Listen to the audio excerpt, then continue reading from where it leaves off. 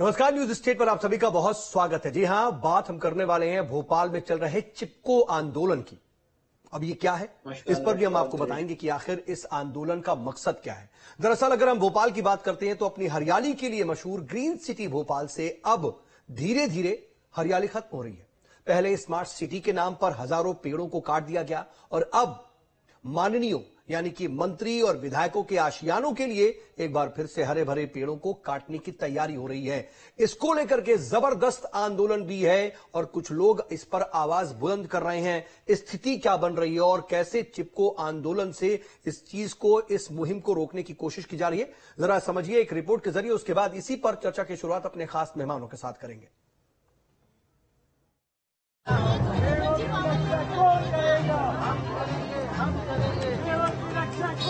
मध्य प्रदेश के भोपाल में इन दिनों हरे पेड़ों का कत्लेआम जारी है।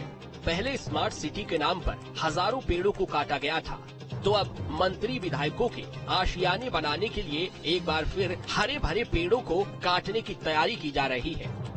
दरअसल शहर के शिवाजी नगर और तुलसी नगर में मंत्री विधायकों के बंगले बनाने के लिए पेड़ों के काटने का विरोध बड़े स्तर पर शुरू हो गया है।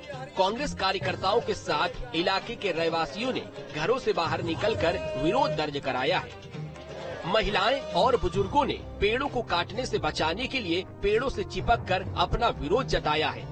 राजधानी भोपाल के शिवाजी नगर और तुलसी नगर में माननीयों के मकान बनाने के लिए यहाँ पर पेड़ काटने की तैयारी कर रहे हैं और सीधे तौर पे इसका विपक्ष विरोध कर रही है। आरोप ये है कि मंत्रियों विधायकों के मकान बनाने के लिए यहाँ के जो पेड़ है, लगभग 40,000 उसकी आबादी है, उसको काटा जा रहा है। और पेड़ को लेकर लगातार हम देख रहे थे कि इससे पहले स्मार्ट सिटी जो बनाई जा रही थी, वहाँ पे एक आंकड़ा निकाला गया था, लगभग 40,000 से ज्यादा पेड़ हैं यहाँ पे। 50 से 60,000 थे उस समय 2016 में। उसके बाद हम लोगों ने और प्लांटेशन किया है, मतलब कि अपने घर से बाल्टियां भर भर के हम लोग लेके जाते थे और पानी डालते थे। अब आप सोचिए पेड़ काटेंगे तो हमको कितना दुख होगा। हमारा माननीय मुख्यमंत्री से निवेदन है कि भोपाल में 12% गिरनी बची है। कंक्रीट जंगल आपने पूरा खड़ा कर दिया। 48 डिग्री टेम्परेचर पे इस बार गर्मियों में हम थे। 4% गिरनी तुलसी नगर शिवाजी नगर की है, इसको और काट देंगे तो हम 50 के ऊपर जाएंगे अगली बार, अगली गर्मियों में। इस शहर की पहचान जितनी तालाबों से है उतनी हरियाली से भी है, जो भोपाल की खूबसूरती में 4 चांद लगाती है। लेकिन पिछले कुछ सालों में राजधानी की बढ़ती आबादी और विकास के नाम पर बड़ी तादाद में पेड़ों की कटाई की गई है। अगर इस तरफ जल्द ध्यान नहीं दिया गया तो आने वाले समय में भोपाल की ग्रीनरी गायब होती जाएगी। स्मार्ट सिटी के नाम पर पेड़ों के काटने की खबर के चलते ही हरियाली से घिरे भोपाल की जनता का धैर्य भी अब जवाब दे रहा है।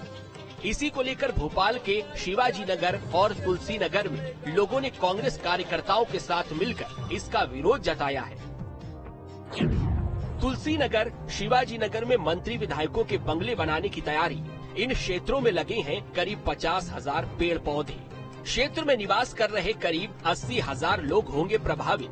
भोपाल के सबसे बड़े ग्रीन इलाके हैं शिवाजी नगर और तुलसी नगर। 29,000 पेड़ों को काटने का लोगों ने जताया विरोध। विरोध में महिलाओं ने शुरू किया चिपको आंदोलन।